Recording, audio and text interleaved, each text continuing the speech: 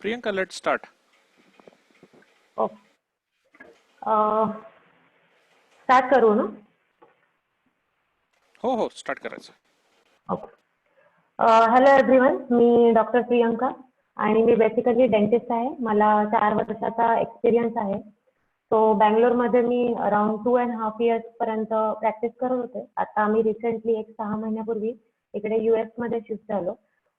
So US मध्ये आल्यानंतर मी जेव्हा प्रॅक्टिस सुरू करायचा विचार केला, तेव्हा मला ही CPR ट्रेनिंग जी आहे ही मॅन्डेटरी होती. इथे एव्हरी रेग्युलर वर्करला ही ट्रेनिंग मॅन्डेटरी असते. त्याच्याशिवाय तुम्हाला एनरोल होता येत नाही. आणि मी जस्ट ब्रीफ इन्फो देते की जेव्हा मी ते ट्रेनिंग घ्यायला गेले तेव्हा नक्की तिथे काय झालं. तर तिथे एक ज्युनियर होती अराउंड समथिंग 20 इयर्सची ती मुलगी असेल. Priyanka, sorry for interruption. आवाज येत नव्हता.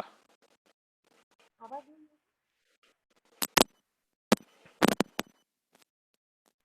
हॅलो, एक मिनिट.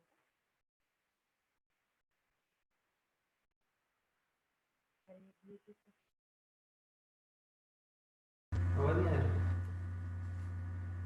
हॅलो आएगा तो ना आवाज. आएगा सगळं आवाज. हॅलो, आवाज येतोय का? नहीं मैंने वे किया कि आवाज नहीं आ रही. कौन क्यों? वो कपिल. हॅलो. हेलो. हा, आता येतोय. एक मिनिट. एक मिनिट, एकच मिनिट. एक मिनिट. चालेल, ओके फाईन. आता आहे काय? नहीं, इनमें पण नहीं, इनमें नहीं आएगा. किसका?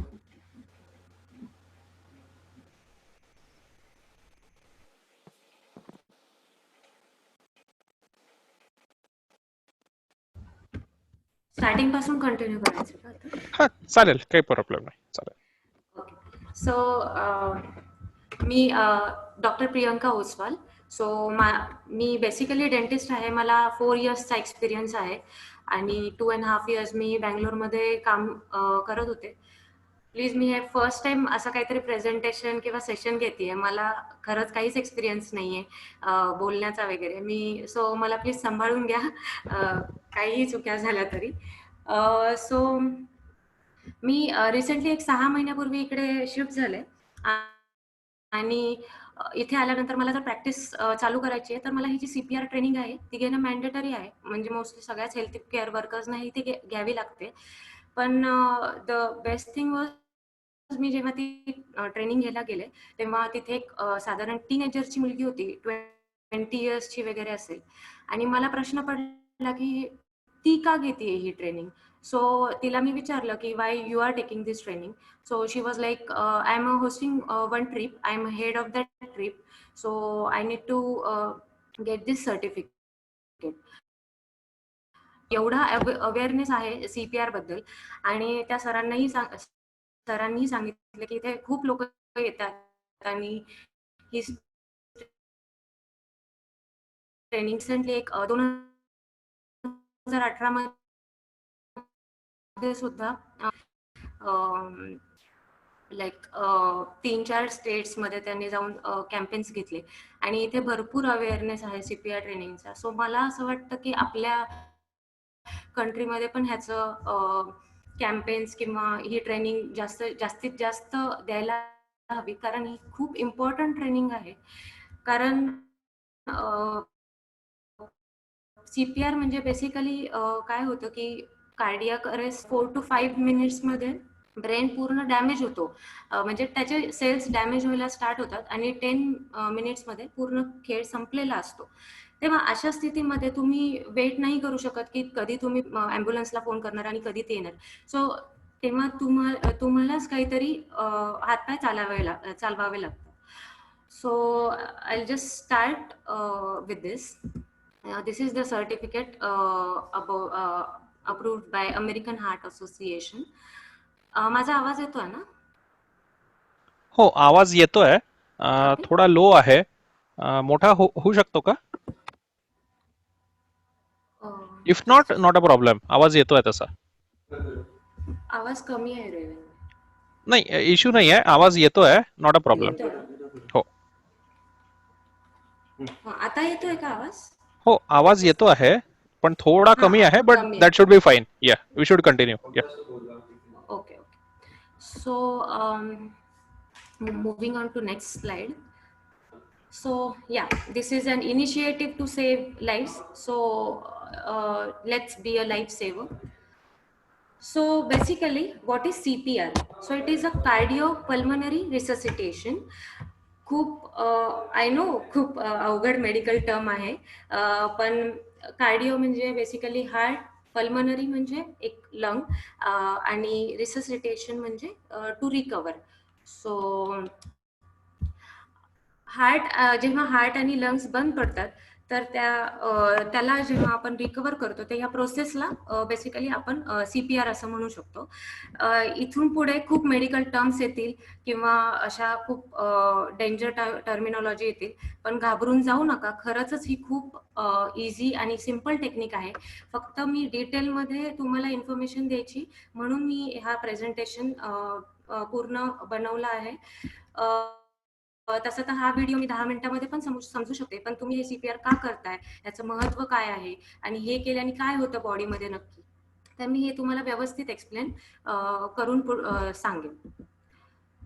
So CPR it basically combines chest compressions आणि rescue breathing. So chest compressions मध्ये नक्की काय होतं की आपण छातीवर असे ठोके देतो, आणि रेस्क्यू ब्रिदिंग मध्ये म्हणजे आपण जी माउथ टू माउथ ब्रिदिंग करतो. सो तुम्ही मूवीज मध्ये पाहिले असेल की ते छातीवर टोके देतात आणि मग माउथ टू माउथ ब्रिदिंग करतात. ते थोडंसं जास्त ड्रामॅटिकली असतं, पण या म्हणजे इथे आपण थोडासा एक प्रोटोकॉल फॉलो करतो आणि ते जास्त ड्रामॅटिकली असतं, एवढाच फरक आहे.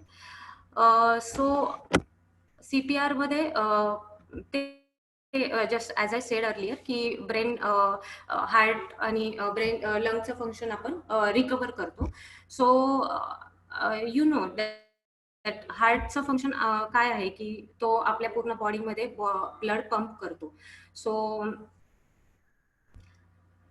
तो तर ते सेल्फ पंपिंग त्याचं तो करत असतो, पण जेव्हा हार्ट बंद पडतं तेव्हा आपल्याला ते मेकॅनिकली पंपिंग करावं लागतं. हीच एक त्यालाच CPR असं म्हणतात. सो जेव्हा आपण ते ब्लड पंप करतो तेव्हा त्या ब्रेनला सुद्धा ते पंपिंग होतं ब्लडचं, आणि ब्रेन परत वर्क करायला स्टार्ट होतो. सो सेल्फ पंपिंग मध्ये जेवढा पूर्ण बॉडीमध्ये ब्लड फ्लो होतो तेवढा CPR मध्ये होत नाही, पण ऑफकोर्स CPR मध्ये तुमचे survival chances double two triple होतात. So yes, why learn CPR? So as I said earlier की तुम्ही जेव्हा if a person is suddenly collapses, तेव्हा तुम्हाला हेल्थ केअर म्हणजे आजूबाजूला कोणी लगेच डॉक्टर किंवा हेल्थ केअर वर्कर मिळण्याची शक्यता खूप कमी असते. तेव्हा you only have to act yourself. So that's why you need to learn CPR. So CPR learn करण्यामध्ये ऍक्च्युअल फिअर्स आणि चॅलेंजेस काय असतात? सो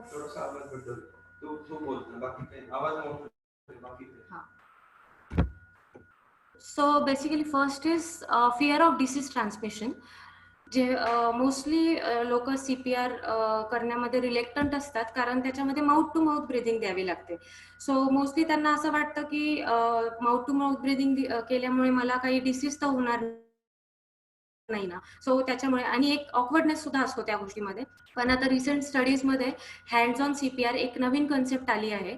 सो त्याच्यामध्ये तुम्ही फक्त चेस्ट कॉम्प्रेशन्स जरी दिले तरी तुम्ही म्हणजे सर्वायवलचे चान्सेस त्याच्यामध्ये असू शकतात. आता ही म्हणजे सध्या ते रिसर्च मध्ये आहे की नक्की कोणतं जास्त इफेक्टिव्ह आहे, rescue breathing with cardiac chest compression or only chest compressions. It is still into the research, but yeah, of course you can go for hands-on CPR if you have a fear of disease transmission or any awkwardness. Second is liability. So liability is basically तुम्ही responsible होता का? म्हणजे समजा तुम्ही CPR देताय आणि जर तो पर्सन नाही वाचला, तर त्याचे फॅमिली मेंबर्स किंवा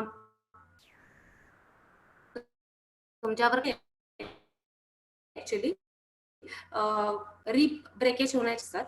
सो तसं काही झालं तर तुम्हाला काही प्रॉब्लेम होऊ शकतो का? सो असे बऱ्याच गोष्टी आहेत. त्यामुळे मोस्टली लोक म्हणजे they are reluctant to do the CPR.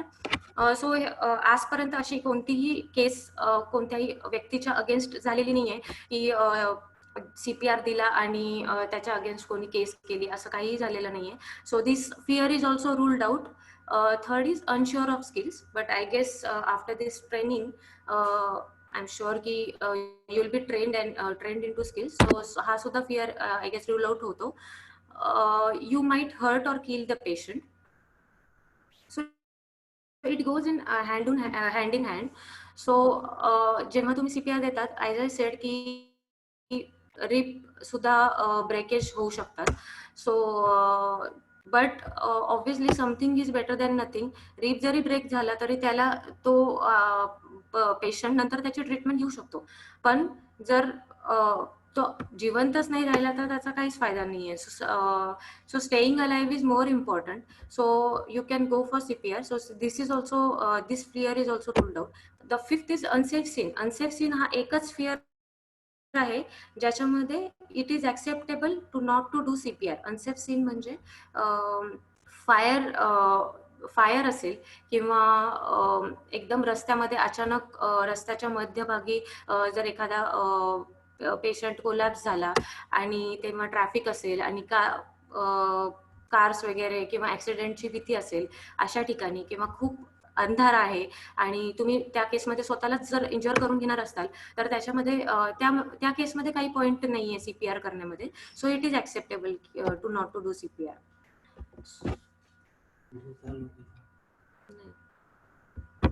Hello Kapil ने कुछ वीडियो दिशा का. Hello hello. आवाज येतोय ना माझा? हो, आवाज व्हिडिओ येतोय. मी व्हिडिओ ऑफ केलाय मुद्दाम. बँडविड्थ म्हणजे आवाज मधामधात ब्रेक होत होता ना, म्हणून मी व्हिडिओ ऑफ केलेला आहे. ओके. आणि स्क्रीन शेअर होतीये ना फक्त? हो, स्क्रीन दिसते. हा, okay no problem. Okay. So next is CAB. ही एक टर्म फक्त लक्षात ठेवायची. कॅप म्हणजे फर्स्ट इज कॉम्प्रेशन्स, एअरवे आणि ब्रिदिंग. कॉम्प्रेशन्स म्हणजे जे आपण छातीला ठोके देतो ते. एअरवे म्हणजे जेव्हा आपल्याला माउथ टू माउथ ब्रिदिंग द्यायचं असेल तेव्हा एअरवे ओपन करावा लागतो. तर ती एक पोझिशन आहे. ते मी तुम्हाला डेमो देताना व्यवस्थित एक्सप्लेन करेल की नक्की कसं द्यायचं काय. फक्त हे एक म्हणजे हा एक प्रोटोकॉल आहे की कॉम्प्रेशन्स आणि एअरवे आणि त्याच्यानंतर ब्रिदिंग, एवढं फक्त लक्षात ठेवावं लागेल. Now how to do CPR.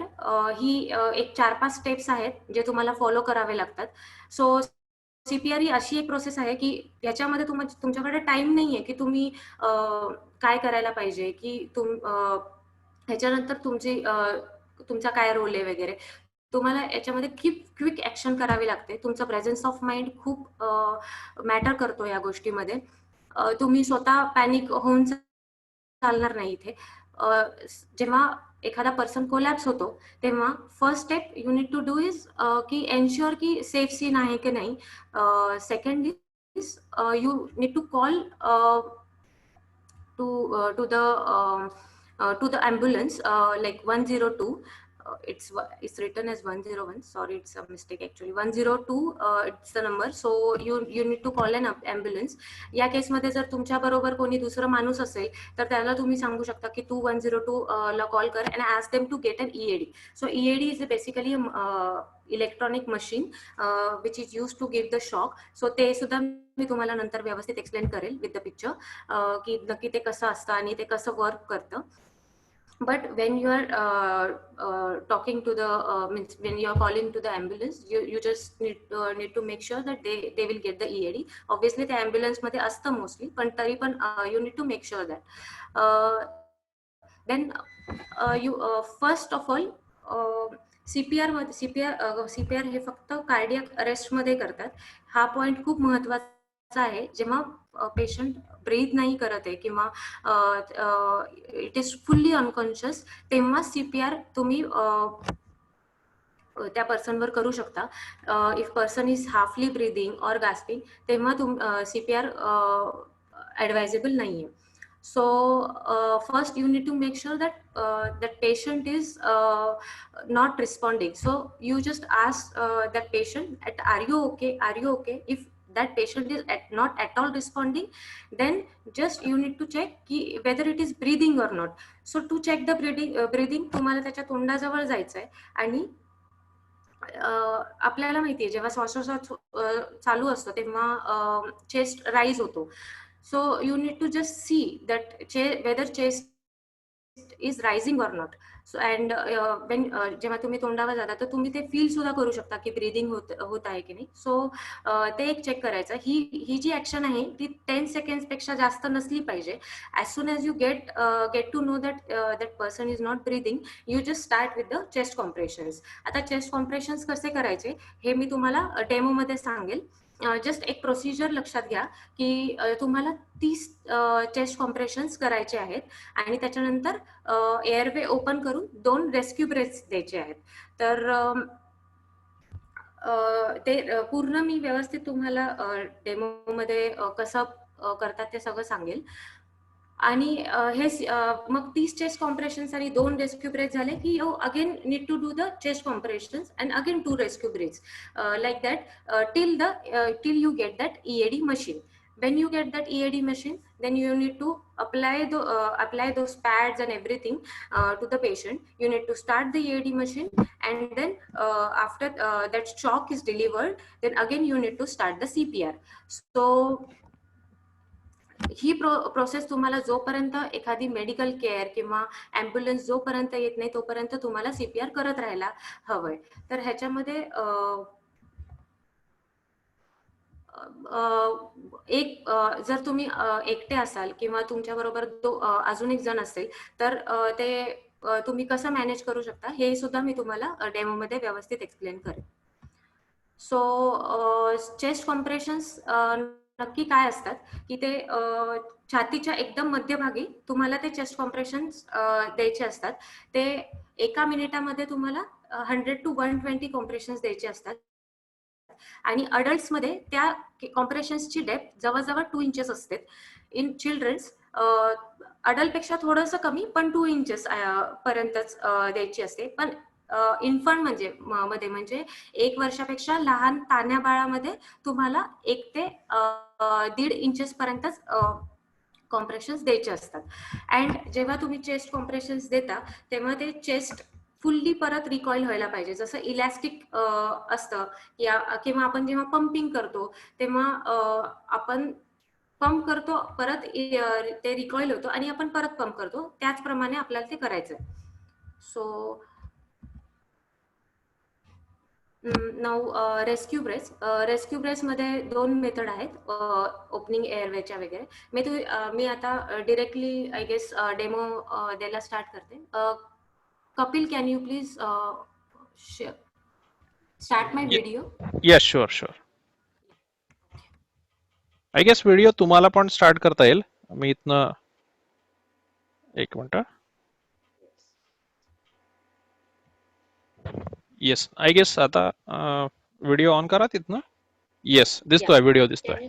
Please continue.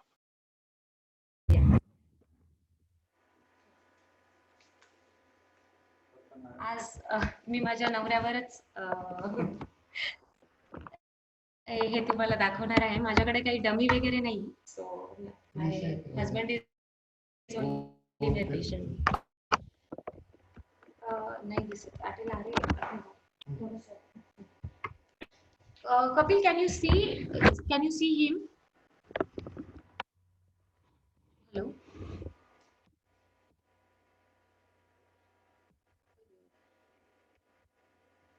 Hello? Yes, we are able to see. Sorry, I was on mute. We are able to see. Yeah. Yes, okay.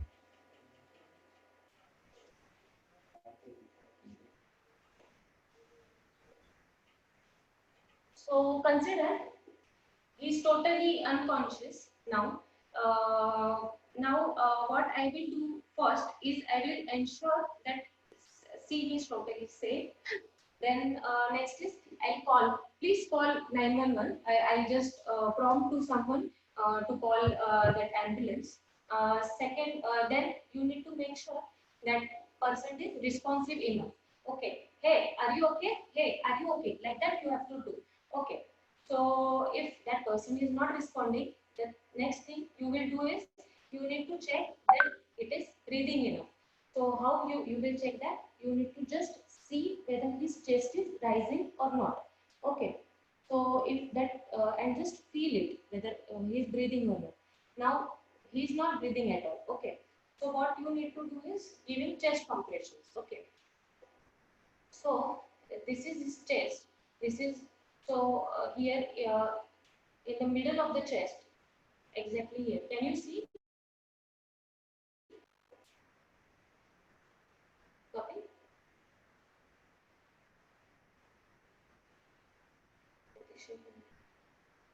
In the middle of the chest, just take your one hand. With the heel of your hand, you need to give the chest compressions.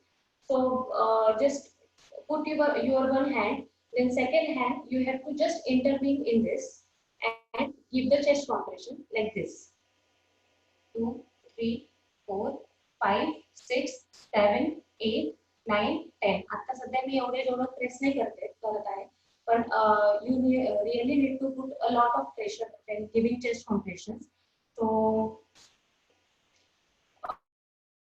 जेव्हा मी chest compression देते तेव्हा तुमची ही position सुद्धा matter करते. तुमचा wrist आणि तुमची shoulder line एका लाईन मध्ये असायला हवी. म्हणजे तुमच्या या बाजूला जास्त स्ट्रेन येत नाही.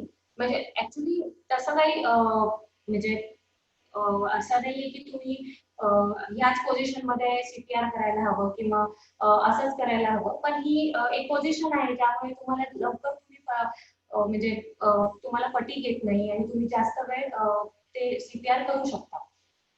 सो तुम्हाला इथे 30 चेस्ट कॉम्प्रेशन द्यायचे आहे आणि त्याच्यानंतर दोन रेस्क्यू ब्रेथ्स. आता रेस्क्यू ब्रेथ्स करताना दोन मेथड्स आहेत. एक तर एक आहे head tilt and China lift. Head tilt मध्ये हेड तुम्हाला थोडासा असा टिल्ट करायचा आहे आणि त्यामध्ये चिन लिफ्ट करायची आहे. यामुळे हा जो एअरवे आहे तो ओपन होतो आणि जेव्हा आपण ब्रीदिंग करतो तेव्हा ते लंग्स पर्यंत पोहोचतं. So just make sure that this airway is open now. आता काय होतं की बऱ्याच जणांना नेक इंजुरी असते किंवा स्पायनल इंजुरी असते. तो अशा केसेस मध्ये सेकंड मेथड कामाला येते which is a jaw thrust. ह्याच्यामध्ये नेक आणि हेडची जास्त मुवमेंट नसते. ह्याच्यामध्ये you just need to make sure कि this jaw you have to do like this to this jaw and you can just shut the nose and seal the mouth and give the breath. While giving the breath you need to make sure that his chest is rising, means air lungs मध्ये भरते हे तुम्हाला बघायचं आहे. So you need to give the 2 rescue breaths and after that again come to the compressions. 30 chest compressions. Again give the 2 rescue breaths. So next जेव्हा hands on CPR करतात तेव्हा तुम्हाला रेस्क्यू ब्रीथिंग स्किप करायचं आहे आणि continuously compression द्यायचे आहेत 100 to 120 मध्ये. आता हे झालं मी जेव्हा एकटी आहे तेव्हा करते. जेव्हा तुमच्या बरोबर दुसरा कोणी अजून एखादा व्यक्ती असेल तर तुम्ही एक जण कॉम्प्रेशन देईल आणि एक जण रेस्क्यू ब्रेथ देईल. आता ही ऍक्च्युली खूप टायरिंग प्रोसेस आहे.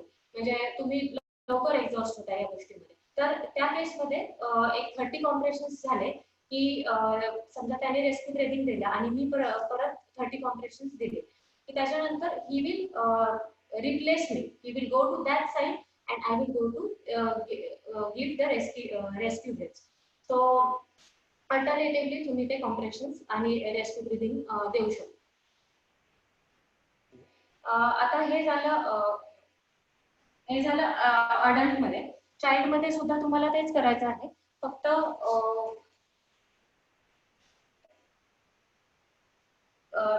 जो कॉम्प्रेशन डेप्थ आहे तो तुम्हाला अबाउट 2 इंचेस करायचा असतो. इन्फंट मध्ये थोडंसं प्रोसिजर वेगळी आहे. आता सपोज हा बेबी आहे, तर ह्या बेबीच्या बरोबर चेस्टच्या मध्यभागी तुम्हाला you need to use the 2 fingers, not the heel of your hand. You need to use the 2 fingers. So हे 2 fingers चेस्टच्या मध्यभागी असे ठेवून तुम्हाला 15:2 च्या रेशो मध्ये द्यायचे. 15 कॉम्प्रेशन्स आणि 2 rescue breathings. So 1 2 3 4 5 6 7 8 9 10 11 12 13 14 15 and then just do open the airway, head tilt and chin lift. Okay, now shut the nose and seal the full mouth with your mouth. Okay, and then give the 2 rescue breathing again. See for the chest rise and then again start with the compressions. आणि बाकीची procedure same आहे. बाकीची procedure पूर्ण same आहे. Okay, so I guess I'm clear with the CPR process. आता मी just तुम्हाला एक EAD काय असतं ते दाखवते.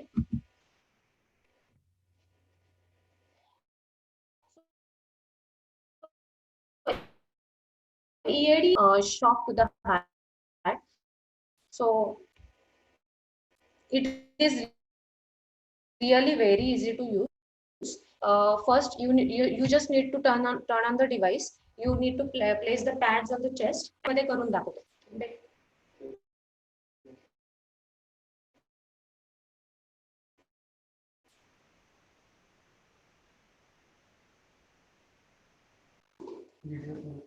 नाही बंद केलं. हॅलो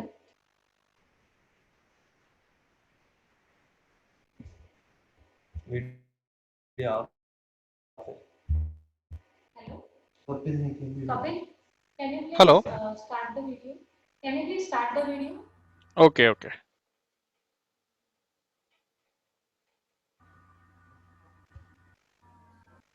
Yes, आता स्टार्ट करू शकता. So me just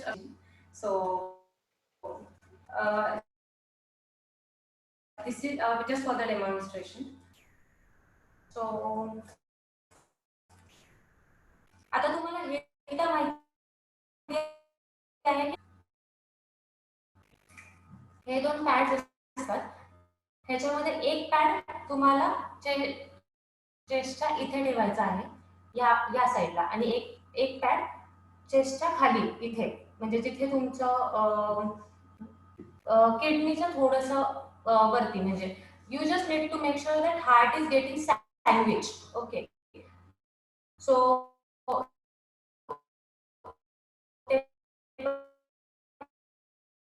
proper and then follow the voice prompts. जर हार्ट रिदम नॉर्मल नसेल किंवा बंद पडलेला असेल तर EAD will start acting. So it will tell to give the shock. Then you need to press the here the red button and it will say clear. That time जेव्हा clear that EAD will say that time you should not touch the patient. You should be totally away from the patient. Clear.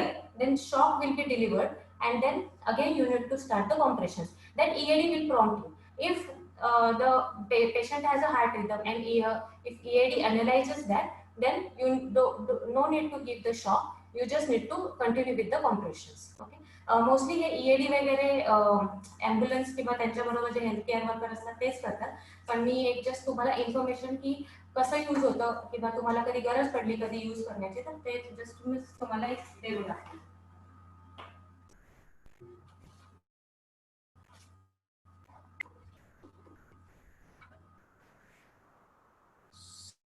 So any questions about this? Okay, great. First of all, thank you very much. अजून काही उरलंय यात की this is the end of presentation? No. No, no. One more topic is there. Okay fine fine great. Okay so कोणाला काही questions असतील तर ते चॅट बॉक्स मध्ये टाईप करा प्लीज. आय गेस एक क्वेश्चन होता अपूर्वने विचारलेला. Let me just check out. EAD is defibrillator. Defibrillator, yeah. Yeah, Right. defibrillator. Okay, fine. Yes. So एक short video आहे for more better understanding. I'll just start that video.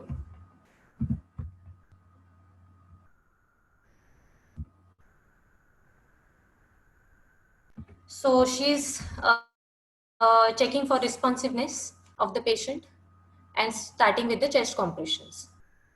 30 chest compressions. See the compression depth, how she is doing, how much pressure she is giving. It is about 2 inches. Then she has opened the airway and giving 2 rescue breaths.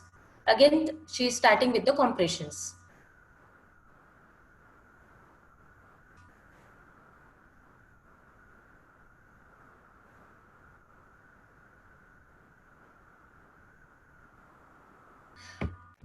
कॉम्प्रेशन्स देताना म्हणजे एक funny thing आहे की तुम्हाला staying alive हे song माहिती असेल बी गिसचा around 1997 मध्ये खूप जुनं सॉन्ग आहे. कल हो ना हो या पिक्चर मध्ये शाहरुख ते गात असतो. सो ते गाणं जर तुम्हाला माहिती असेल तर त्याचे बीट्स आणि या कॉम्प्रेशन्सचे देण्याचा जो रेट आहे म्हणजे जो स्पीड आहे तो सेम आहे. सो तुम्हाला जर ते तेव्हा त्या वेळेला जर ते आठवलं तर तुम्ही ते गाणं म्हणता म्हणता सुद्धा कॉम्प्रेशन्स देऊ शकता. म्हणजे तुमचं पॅनिकिंग पण कमी होतं आणि ते बीट्सचे जो स्पीड आहे तो पण बरोबर मॅच होतो. So next is video of infants.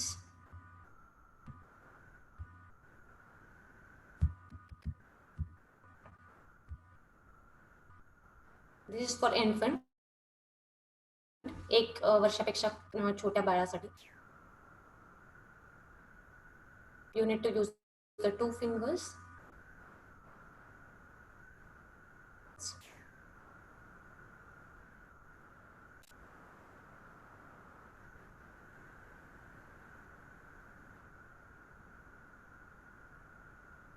Open the eyes.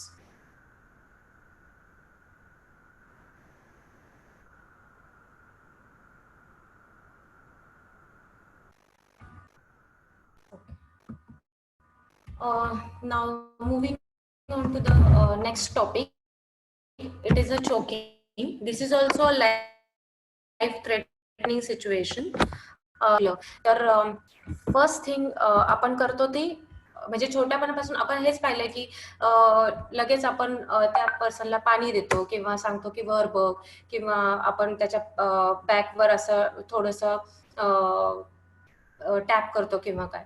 तर पाणी देणं ही सगळ्यात चुकीची गोष्ट आहे. पाणी बिलकुल द्यायचं नाही किंवा त्या पर्सनला कधीच वर पाहायला सांगायचं नाही. किंवा जेव्हा आता आपण जस्ट पाहिलं की जेव्हा आपण हेड टिल्ट करतो तेव्हा एअरवे ओपन होतो. सो घशात अडकल्यानंतर जर तुम्ही एअरवे ओपन केला तर ते अजून जास्त अडकण्याची शक्यता असते. So never ever ask the person to look up while choking. So what is the proper treatment? Jar person is choking, like how to handle? First is you need to assess the situation, like whether it is a partial choking or total choking. Partial choking म्हणजे काय होतं की person can speak, person can cough, but he can breathe normally, but he's choking. So this is a partial situation, and the total situation is person cannot able to speak, cough, or his breathing is stopped. He's struggling to speaking and all the activities. So that is a total choking. So in partial choking, what you need to do is you have to encourage the person to cough. Ask that person to first to calm down and just start coughing. So if coughing doesn't help, then you need to give the slap on the back. So त्या पेशंटला थोडंसं you just need to ask that person to lean forward and bend little bend and lean forward, and then you need to give the 5 strong blows here on the back. If that also doesn't work, then you have to do this Heimlich maneuver. That is I'll just show you the demo again, how you have to do this process. So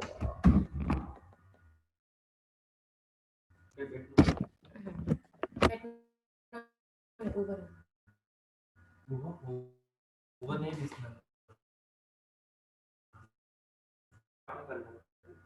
ठीक आहे दिसेल.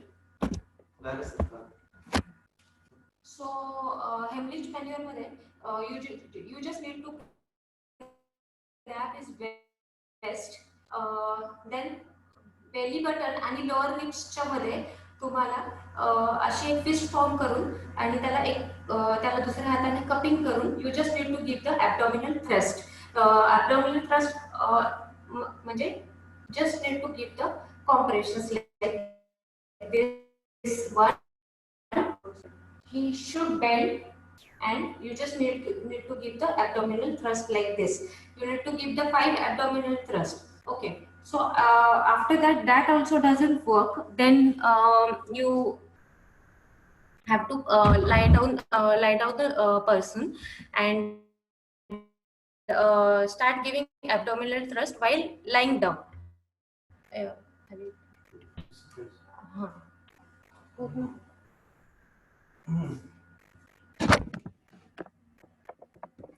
So here by lying down, here is the belly button, this is lower ribs. So इथे तुम्हाला ते abdominal thrust द्यायचे आहे. Make a fist, cup over it and give the abdominal thrust. 5 abdominal thrust, 1, 2, 3, 4 and 5. And then you need to make sure that that object is there. Keep continuously checking for the object. If still the and if the person is totally unconscious, is not breathing, then start CPR immediately.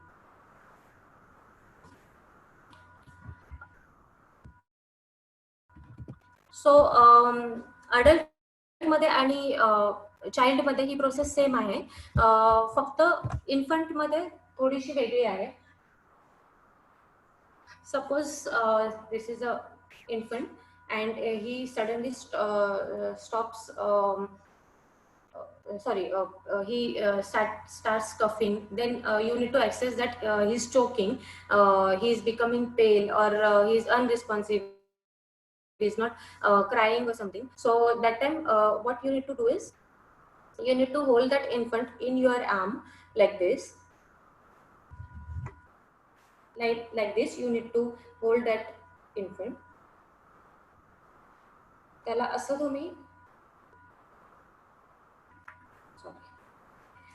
तुम्ही त्याला उलट करून इथे you just need to make sure that you are supporting the chin. Okay, and here you have to give the strong 5 blows, 1, 2, 3, 4, 5. Okay, again take on the other hand and give abdominal thrust in between the belly button and here in between the belly button and the lower ribs. So with the 2 fingers you need to give the abdominal thrust, 1, 2, 3, 4, 5. Again do the same procedure, 1, 2, 3, 4, 5. Again take on the other hand and give 5 abdominal thrust, 1, 2, 3, 4, 5.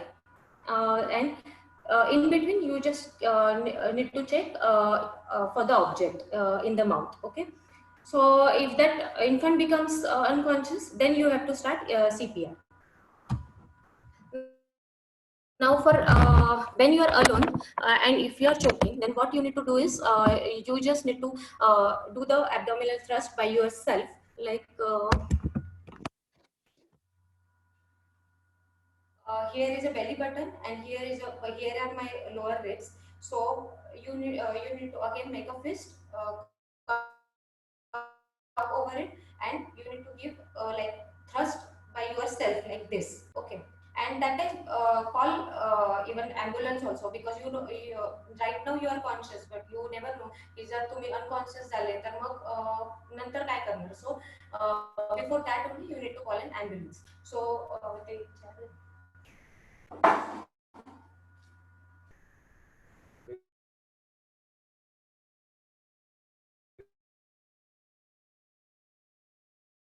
तेवढा pressure तुमच्या by your self एवढं देता येत नसेल तर तुम्ही चेअरची किंवा टेबलचा कॉर्नर त्याची हेल्प घेऊ शकता. And you just need to bend like this and give abdominal thrust by yourself like this. Okay. So now pregnant woman किंवा ओबेस पीपलमध्ये थोडासा ॲब्डोमिनल थ्रस्टचा प्रॉब्लेम येऊ शकतो. सो दॅट केसमध्ये थोडं वरती तुम्हाला ते थ्रस्ट द्यावे लागतात. म्हणजे exactly lower to the exactly खाली लोअर रिब्सच्या खाली तुम्हाला ते थ्रस्ट द्यावे लागतात. I'm just covering one more topic here about for the dog, like how to save a choking dog and how you'll give the CPR to the dog, because बऱ्याच लोकांकडे dogs असतात आणि मग त्या कंडिशन मध्ये तुम्ही काय करू शकता. सो त्या सिच्युएशन साठी मी हे सुद्धा एक पॉइंट कव्हर करते. डॉग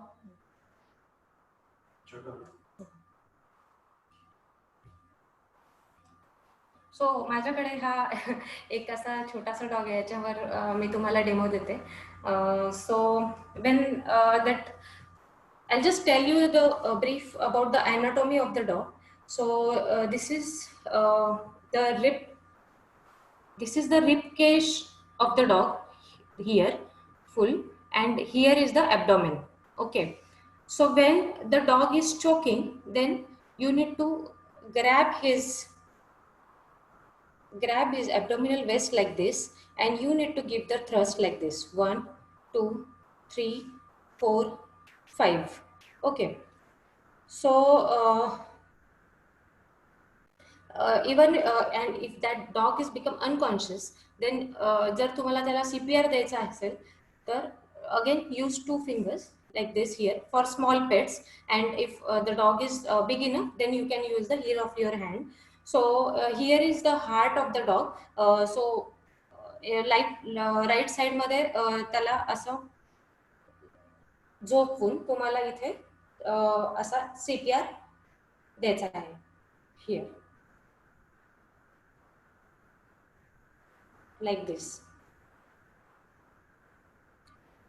चोकिंग अनकॉन्शियस डॉगचे किंवा चोकिंग डॉगचे सिम्पटम्स तुम्हाला लक्षात येतील. म्हणजे जर that dog is behaving very weirdly, agitated किंवा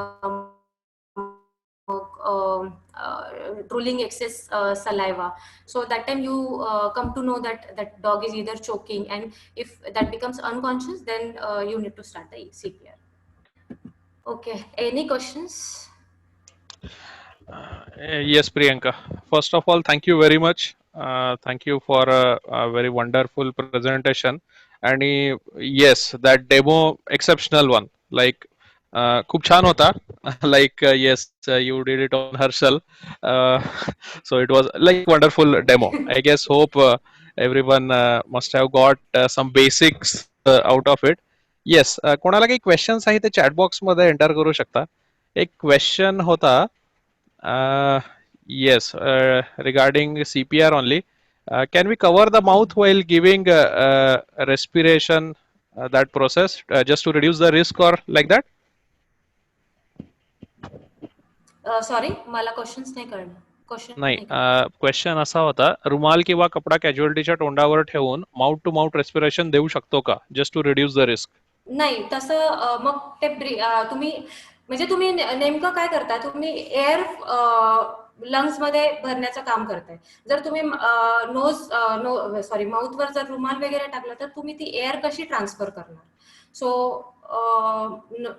या ऑफकोर्स लाईक रुमाल किंवा ते यूज करून तुम्ही माउथ टू माउथ ब्रीथिंग देऊ शकत नाही. Okay, great, thank you. अजून कोणाला काही क्वेश्चन आहे? ओके, एक क्वेश्चन मलाच आहे. Like when we are giving the respiration, so with what force should we give or anything like that? Can you just yes. give your views on it? जेव्हा तुम्ही breathing देता तेव्हा you need to make sure की तुमचं जे म्हणजे त्या पर्सनचं आणि तुमचं माउथ पूर्णपणे सील असायला पाहिजे. म्हणजे जर ते अर्ध सील असेल तर ती एअर इथून बाहेर पडणार आणि ते पूर्ण तेवढ्या इफेक्टिव्हली ते एअर म्हणजे ब्रेस तुम्ही देऊ शकत नाही. Second thing is how you will know that that breathing is accurate or not. So for that you need to you have to check the rise of the patient, just chest rise. म्हणजे त्याचा छाती फुगते की नाही हे तुम्हाला check करायचं आहे. जर ती फुगते म्हणजे तुमचं ब्रिदिंग प्रॉपर आहे. जर नाही फुगत आहे तर again you need to assess the position, like तुमचं माउथ सील करेक्ट आहे की नाही, आणि that time you need to shut down the mouth and then give the proper breaths. Okay, great, thank you. अजून कोणाला काही क्वेश्चन इथे? Can just put in the chat box. Okay, एक क्वेश्चन आहे, what if someone Mrs the count?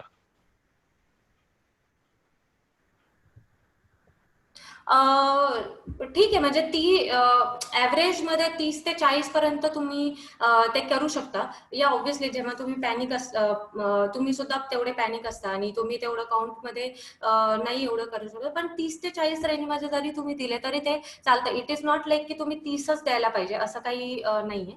30 ते 40 किंवा पण at least 30 ते म्हणजे त्या एका मिनिटामध्ये तुमचे 100 to 120 ही एक रेंज आहे. त्या रेंज मध्ये तुम्ही कॉम्प्रेशन दिले पाहिजेत. Okay, great, thank you. इथे अजून एक क्वेश्चन आहे, चोकिंगच्या वेळेला ऑब्जेक्ट बाहेर नाही आले तर सीपीआर देऊ शकतो का? येस. जर आता समजा ऑब्जेक्ट बाहेर नाही आला पण पेशंट अनकॉन्शियस आहे तर yes, you have to give the CPR. सीपीआरचं ऍक्च्युली बेसिक फंक्शन असं आहे की ते ब्लड फ्लो करतो ब्रेनला आणि बाकीच्या ऑर्गन्सना. सो त्याने आय गेस काही फरक पडणार नाही. You can start Okay. CPR. You have to start actually because जर that patient is unconscious then obviously तुमच्याकडे तेवढा टाइम उरत नाही की तुम्ही ते ऑब्जेक्टसाठी ऑब्जेक्ट काढण्याचा प्रयत्न कराल. तुम्हाला सीपीआर देणं जास्त तेव्हा गरजेचं असतं. Okay, thank you very much. अजून कोणाला काही क्वेश्चन आहे, काही क्वेरी? ओके, आय गेस या. ओके, सो मला वाटतं नाही आहे क्वेश्चन. मला वाटतं इथे प्रेझेंटेशन मध्ये बरेच डिटेल्स दिलेले होते, तर त्यात मे बी क्लिअर झाले किंवा अजून काही क्वेश्चन्स आलेले नसतील. ओके, एक एक क्वेश्चन आहे मला, like while doing all this process, like should we consider the age of the person, like same treatment for everyone, or it will differ? Why means not in infant, means like in adults also we have like young adults, we have old age guys also, so do that differ or it will be the same? नाही, infants आणि infants मध्ये म्हणजे 1 वर्षाच्या कमी बाळामध्येच फक्त you need to follow that 15:2 ratio. बाकी सगळ्या पेशंट्स मध्ये 30 कॉम्प्रेशन विथ 2 रेस्क्यू ब्रेथ्स हाच रेशो आहे. असं काही वेगळं नाहीये. Okay, thank you very much. Thank you. Yes. So अजून कोणाला काही क्वेश्चन्स आहे? ओके, आय गेस कोणाला काही क्वेश्चन्स? ओके, एक क्वेश्चन आला आहे, how to identify if it's a choking issue? हा, when that person is when choking, that person will grab his throat and start to cough. ही एक बॉडीची immune mechanism आहे की जेव्हा काही म्हणजे आपल्या घशामध्ये एक इपिग्लॉटिस म्हणून एक मसल असतो, तर त्याच्यामध्ये त्याचं फंक्शन असतं की जर समजा एअरवे म्हणजे अन्ननलिका आणि श्वासनलिका, जर श्वासनलिकामध्ये काही अन्न किंवा काही ऑब्जेक्ट जात असेल तर ते वॉल्व असं एपिग्लॉटिस ते बाहेर काढण्याचा प्रयत्न करतो. So you start coughing. So that is our body's own reaction, reflex action त्याला आपण असं म्हणू शकतो. सो तेव्हा that person will start coughing and then you will get to know that he is choking. आणि पार्शल चोकिंग मध्ये that person will start getting pale. ते थोडंसं त्याचं शरीर पेल व्हायला सुरू होतं. आणि जर टोटल चोकिंग असेल, जसं मी सांगितलं की पूर्ण एअरवे पूर्ण ब्लॉक होतो, तेव्हा that person will start turning blue in colour, which is called as a cyanosis in a medical term. So that way you get to know that what you need to do like according to the situation. Okay, great. Thank you very much. Thank you. So मला वाटतं अजून कोणाला काही questions नाही आहे इथे. Yes, नाही आहे. So yes, so now we will come towards the end of this session. So Priyanka, thank you very much for delivering this session, like a really amazing one. Some new information for everyone. मला वाटतं बरंच काही शिकायला मिळालं आहे त्यांना. Thank you very much. या